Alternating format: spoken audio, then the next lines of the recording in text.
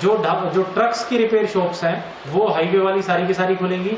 जो vehicle repair shops हैं शहर के अंदर वो हमारी खुली रहेंगी और उनमें भी सोशल डिस्टेंसिंग नॉर्म्स और वो सारे रूल्स। गेहूं की खरीद कल से शुरू हो रही है, तो उसको लेकर क्या इंतजाम हैं प्रशासन के, उसको लेकर एक बार आप क्लियर। देखिए, गेहूं की खरीद में लगभग हमारे फाइनलाइज जो सेंटर बने हैं वो 173 बने हैं, 173 सेंटर बने हैं और हर किसान को फोन पे और मैसेज के जरिए बताया जा रहा है कि उनको कौन से सेंटर पे कितने तारीख को गेहूं लेकर के आना है। किसानों के लिए हमने पुलिस पे हर जगह नाके पे बता दिया है कि कोई भी किसान अगर गेहूं लेके आता है तो उसको रोक करके उसके मोबाइल पे एक बार ये जरूर देखें कि कौन से तारीख को लेके आना था और कौन से मंडी में लेके आना था, ताकि किसान अपने घर से ही उसको पता हो जाए कि वो सही जगह या सही दिन घर से निकला है नहीं निकला है गेहूं लेकर के, और उसको पूरा मंडी तक ना आना पड़े। तो वो एक बार चेक करके और उनको हम मंडी में अलाउ करेंगे। मंडी में उनका गेट पास कटेगा। प्रोविजन ये बनाया गया है कि एक दिन में 100 से ज्यादा गेट पास नहीं काटे जाएंगे। सुबह 8 बजे से दोपहर में 2 बजे तक 50 लोग अलाउ होंगे। इसी प्रकार से दोपहर में 2 बजे से रात को 8 बजे तक भी 50 लोग अलाउ किए जाएंगे। और हमारा पूरी कोशिश रहेगी कि 10, 12, 15 दिनों में पूरी करनाल जिले की गेहूं खरीदेंगे। मैसेज जाने शुरू हो गए हैं सर? मैसेज जी, किसानों को मैसेज जाने शुरू हो गए हैं। कल का शेड्यूल भी बन गया है। कल और परसों के मैसेज भेजे भी जा चुके हैं 2 दिन के, और फिर धीरे धीरे करके आने वाले दिनों के भी मैसेजेस आगे भेज दिए। ज्यादा किसान अगर वहाँ इकट्ठा हो जाते हैं तो उन्हें खाने के लिए, पीने के लिए और सोशल डिस्टेंसिंग के लिए क्या इंतजाम? बिल्कुल, तो एक तो हमने हर एक मंडी में ड्रिंकिंग वाटर, टॉयलेट फैसिलिटीज हमने देख ली हैं, उनकी व्यवस्थाएं करा दी गई हैं।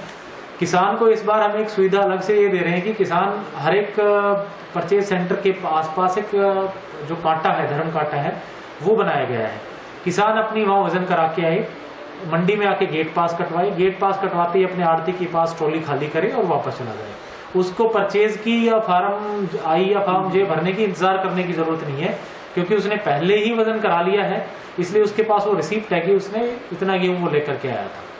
तो हम ये मैं इंश्योर करेंगे कि किसान को मंडी में बिल्कुल भी रुकना ना पड़े, आधे घंटे के अंदर अंदर उसका सारा कार्रवाई हो जाए। सर, बैंक एटीएम के दूसरा, चूंकि किसानों को हमने स्लॉट्स बांटे हैं और एक दिन में हम एक स्लॉट में 50 से ज्यादा अलाउ नहीं कर रहे, तो मुझे नहीं लगता कि कहीं पे बहुत ज्यादा भीड़ हो। सर, बैंक एटीएम के साथ साथ LIC है, होम फाइनेंस की कई ऑफिस है जो बैंक वो ऑफिस खुले रहेंगे। बिल्कुल, NBFCs हमारी खुली रहेंगी, कुरियर सर्विसेज खुली रहेंगी एज पर द गाइडलाइंस।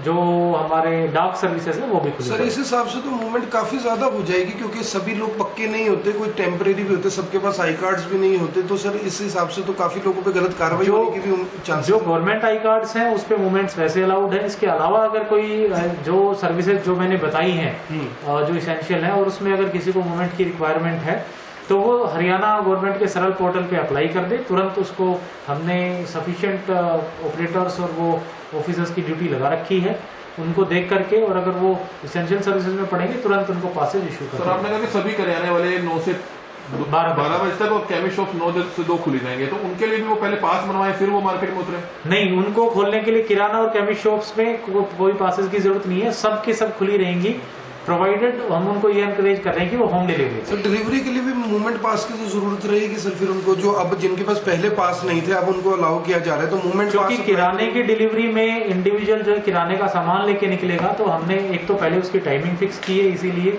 और दूसरा संबंधित पुलिस पर्सनल को डायरेक्शन दे दी गई है कि अगर कोई किराने की होम डिलीवरी देने जा रहा है, पहली चीज तो चूंकि शहर की सारी दुकानें खोल दी गई हैं, तो अपने नियर बाई एरियाज में डिलीवरी करेंगे, गलियों में डिलीवरी करेंगे। और उसके बाद भी अगर कोई पुलिस पर्सनल पकड़ता भी है, देखता भी है, तो अगर किराने की होम डिलीवरी देने जा रहा है तो उस ऐसे किसी को दिक्कत नहीं है। सर, अब इलेक्ट्रॉनिक शॉप्स हैं, लैपटॉप, LED शोरूम, रिपेयर, जो भी ये लोग हैं, क्या ये बंद रहेंगे? क्योंकि एस्टेब्लिशमेंट में आते हैं, अगर अप्लाई करेंगे तो सर इसको हम जो है, जैसे मैंने बताया, व्यवस्था बताने जा रहे हैं, क्योंकि इनकी होम डिलीवरी काफी होती है, सर्विसेज होम प्रोवाइड करते हैं, तो हम इनको रजिस्टर करेंगे, उनका हेल्थ चेकअप कराएंगे, और उसके बाद जो लोग इसमें फिट पाए जाते हैं, जो कोई सिम्टोमेटिक नहीं पाए जाते, उनको हम पासेज इशू करके भी लगा। एक बात और है सर, इसी ऑर्डर में ये दिख रहा है कि DM के पास 2 पावर्स हैं। एक तो ये है कि it is only at first come first serve basis, एक तो ये है सर। दूसरा ये है कि आपके पास ये भी पावर है कि टाइमिंग उसके किसी भी को भी खोलने और बंद करने की टाइमिंग डिसाइड है, तो जो बाकी इंडस्ट्रीज रहेंगी उनके टाइमिंग किस हिसाब से सेट रहेंगे सर? क्योंकि इंडस्ट्री वाले तो क्या करते हैं, चाहते हैं कि ज्यादा से ज्यादा मजदूर काम करें। देखिए, जो ये किराना और ये चीजें थी, इसका तो क्योंकि बिल्कुल इमीडिएट इम्पैक्ट है, तो हमने इनकी टाइमिंग फिक्स कर दी है। इसके अलावा जो इंडस्ट्रीज आएंगी जिनका एप्लीकेशन आएगा, पहले तो उनकी ये देखा जाएगा कि वेदर वो इसेंशियल में और as per the home ministry guidelines पढ़ते भी नहीं पढ़ते हैं। उसके बाद हम अकॉर्डिंगली टाइमिंग्स उनको अलॉट करेंगे। विल मेक श्योर कि उनकी मिनिमम ऑपरेशंस भी चलती रहें, लेबर को अपनी मजदूरी भी मिलती रहे और बहुत ज़्यादा ओड आवर्स में भी मूवमेंट ना हो। First come first serve basis को कैसे डील करेंगे? उसमें ऐसे रहेगा कि जिसने पहले अप्लाई किया है अगर वो उस पर एलिजिबल है तो उसको तुरंत पास इशू कर दिया जाए। किसी को फेवर ना दिया जाए कि किसी ने बाद में अप्लाई किया उसको पहले इशू हो गया और किसी ने पहले अप्लाई कर रखा है उसको अभी तक इशू नहीं। गाड़ियों के शोरूम में सर टायर शोरूम ये फिर खुल सकते हैं अगर अप्लाई करते हैं? अगर अप्लाई करते हैं और अगर हम नॉर्म्स में देखेंगे, अगर नॉर्म्स में अकॉर्डिंगली अप्लाई करते हैं तो भी लोग। सर शहरों के अंदर जिनके मकान बन रहे हैं, दुकानें बन रही हैं, तो लेबर भी आएगी वहाँ उनके? जी, ये जो मैंने कंस्ट्रक्शन एक्टिविटीज बताई रूरल एरियाज में ओपन रहेंगी, अर्बन एरियाज में अभी हमने ओपन करने की इनको परमिशन नहीं दी। सर प्राइवेट हॉस्पिटल में ओपीडी शुरू होगी, सरकारी में गवर्नमेंट हॉस्पिटल में भी जो हमने, जैसे आप लोगों को मालूम है, कल्पना चावला को अब कम्प्लीटली हमने कोविड हॉस्पिटल में कन्वर्ट कर दिया है। वहाँ की जितनी भी स्पेशलिटीज थी वो हमने सिविल हॉस्पिटल में शिफ्ट कर दी हैं, तो ताकि वहाँ पे बहुत ज़्यादा बर्डन ना पड़े, इसीलिए हमने IMA से बात करके और प्राइवेट हॉस्पिटल्स में OPD शुरू करवाई है। कल्पना चावला में फ्लू OPD ऑलरेडी चल रही है। जो भी फ्लू के सिम्टम्स हैं बल्कि पूरे जिले में, वो सारे के सारे कल्पना चावला ही जाते हैं। वहाँ पे एक बार स्क्रीनिंग होने के बाद जो कोविड सिम्टोमेटिक है उनको तो वहाँ डील किया जाता है। इसके अलावा जो भी OPD बच रही है वो सिविल हॉस्पिटल में। कोर्ट और एडवोकेट चैम्बर्स का क्या रहेगा? बंद रहेंगे अभी, बंद रहेंगे। सर हार्डवेयर्स जो लोहे के हार्डवेयर्स हैं या प्रिंटिंग प्रेसेस बात है, फ्लैक्स बात, उनके लिए क्या रहेगा सर?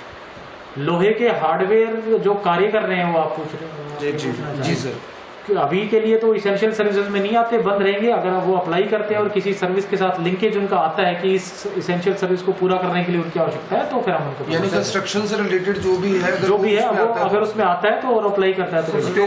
स्टेशनरी की डिमांड उठ रही है कि बच्चे अगर जाते हैं तो बुक्स तो उनको मिल जाएगी, लेकिन स्टेशनरी चाहिए होगी, तो उसके लिए कुछ दुकान स्टेशनरी के लिए भी हम होम डिलीवरी का व्यवस्था बना रहे हैं। रीजन बीइंग की जैसे बुक डिपोज थे शहर में, वो तो लिमिटेड थे उनको ओपन करने में और वो बड़े भी थे, तो होम डिलीवरी भी उनको आपत्ति दिक्कत नहीं होती। स्टेशनरी की दुकानें बहुत ज़्यादा हैं, छोटी छोटी भी हैं, और ऐसे में उनको एनफोर्स करना बड़ा मुश्किल है कि वो वहाँ पे सोशल डिस्टेंसिंग मेंटेन करें। तो हम एक व्यवस्था बना रहे हैं जिससे हम उनकी ऑनलाइन डिलीवरी सुनिश्चित। सर इससे तो बाहर से जो लोग हैं उनकी मूवमेंट बढ़ेगी, तो उनके मेडिकल का क्या प्रोविजन रखा गया? कोई भी सर बताएगा तो खुद तो नहीं बताएगा क्योंकि आया और आके चला गया। सर देखिए, इसमें जितनी भी इंडस्ट्रीज या जो भी एसेंशियल चीजें हैं जिनको हम ओपनिंग देंगे, कोशिश हम करेंगे कि हम भी उन पर नजर रखें, लेकिन विशेष रूप से उनको सरकार से भी हिदायत है, हम अपने पासेस जब इशू करेंगे उसमें भी हिदायत होगी कि जिम्मेदार इंडस्ट्री की तरह, जिम्मेदार नागरिक की तरह वो खुद अपने वर्कर्स की जिम्मेदारी लें, उनका थर्मल चेकअप करें, स्क्रीन उनको डेली करें, उनका मेडिकल चेकअप हो, क्योंकि अगर किसी इंडस्ट्री में 100 लेबर रहते हैं और अगर उनमें से कोई सिम्टोमेटिक है, सबसे ज्यादा नुकसान उस इंडस्ट्रियलिस्ट को ही है, उनके लेबर को भी है। तो अगर जब तक हम पूरा समाज और सब लोग जिम्मेदारी नहीं लेंगे तब तक इसको रोक पाना बड़ा मुश्किल है। सर भगवान ना करे केस और आते हैं करनाल में तो सारी मूवमेंट बैक। बिल्कुल, जितना भी जैसे भी हमें सरकार ने, होम मिनिस्ट्री ने भी ये चीज डिस्ट्रिक्ट मजिस्ट्रेट के डिस्पोजल पे छोड़ी है कि अगर किसी भी स्टेज पे लगता है कि ये फैलने का खतरा बढ़ा है या और केसेस आते हैं या रोकने की जरूरत है, तो तुरंत वो सारी चीजें कैंसिल करके हम संपूर्ण लॉकडाउन का फिर से एनफोर्समेंट। सिरसी गांव में जो इंडिविजुअल जो पॉजिटिव आया था उसकी जो सोनीपत में एडमिट है, उसके 9 परिवार के जो मेंबर्स हैं उनको हमने कल रात को शिफ्ट किया था कल्पना चावला में। सबकी रिपोर्ट नेगेटिव आ गई है। हमने पूरे गांव के जो एरिया है, बल्कि अब तो नगर निगम में आ गया, उसकी हमने थर्मल स्क्रीनिंग कराई है। उसमें 5 लोग ऐसे मिले हैं जिनको सिम्टम्स है, जिनको फीवर है, उनको हमने शिफ्ट कर दिया है कल्पना चावला में। उनके भी हमने सैंपल्स लगा रखे हैं, एक बार सैंपल्स के रिजल्ट आएगी तब हम उस पर आगे कुछ कह पाएंगे।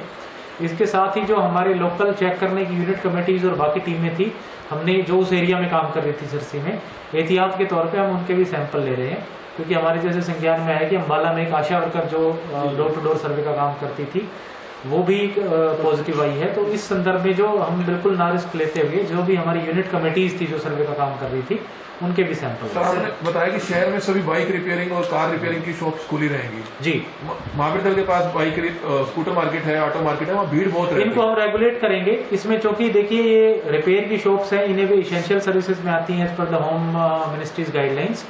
तो हम इनको इंडिविजुअल पास एप्लीकेशन पे इनको परमिशंस भी देंगे, और जब हम पासेज इशू करेंगे देन विल मेक श्योर के इस तरीके से हो, जोग्राफिकली एडजेसेंट एरियाज में ना हो। अगर कोई एक एरियाज को कोई दुकान कैटर कर रही हो तो वो बाद में दूसरे एरिया में ना हो। टाइमिंग्स उनके लिए कुछ फिक्स रहेंगे? टाइमिंग्स भी हम फिक्स करेंगे पासेस में भी, जैसे इसमें डायरेक्शंस दी गई है कि डिस्ट्रिक्ट मैजिस्ट्रेट अपने टाइमिंग्स रेगुलेट कर सकते हैं, तो हम एक बार बैठ के इसके स्ट्रेटजी बना करके उनकी टाइमिंग्स कल से ना खोले दुकानें, पासेस अप्लाई करके। तो सर कहीं ना कहीं जो भी चीजें खुल रही हैं जो मैंने बताई हैं सारी पासेस अप्लाई करके और फिर उसके बाद हम सर आरसी और लाइसेंस इसके ये भी बताया जा रहा है कि खुलेंगे, तो सर फिर इस तरह अभी ड्राइविंग लाइसेंसेज और आरसी का चूंकि कोई अर्जेंसी नहीं है तो अभी इस तरीके का कोई प्रावधान है नहीं, बल्कि जो सर्टिफिकेट्स और रजिस्ट्रीज की जो बात आई है जी, वो भी जो कोई बहुत इसेंशियल अर्जेंट है उसके लिए है। मैं लोगों से आग्रह करूंगा कि जब तक कोई बहुत अर्जेंट ना हो तब तक इस चीज के लिए ना हो। सर जाति प्रमाण पत्र जैसे है या और प्रमाण पत्र है, डोमिसाइल है, इनको तो सर रोका भी जा सकता है, इससे तो मूवमेंट बढ़ेगी। जो भी निकलेगा घर से यही कह के निकलेगा जी मैं यही करवाने देखिए उसका लॉजिक ये था कि आगे एडमिशन सीजन आएगा और कई बार इन चीजों की आवश्यकता पड़ती है तो लोगों को इनकन्वीनियंस ना हो किसी भी कीमत से,